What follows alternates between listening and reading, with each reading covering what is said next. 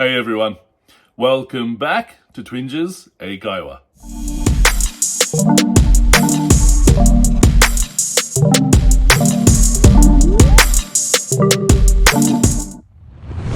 皆さん、こんにちは。Twinges 英会話です。Welcome back。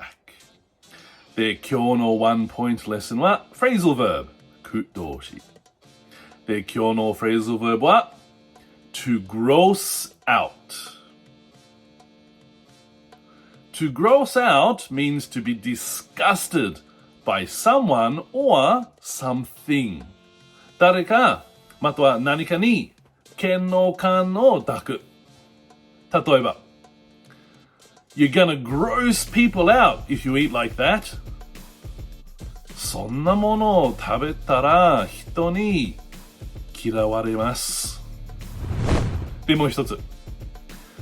Unusual food can gross people out. 珍しい食べ物は人を嫌悪させる。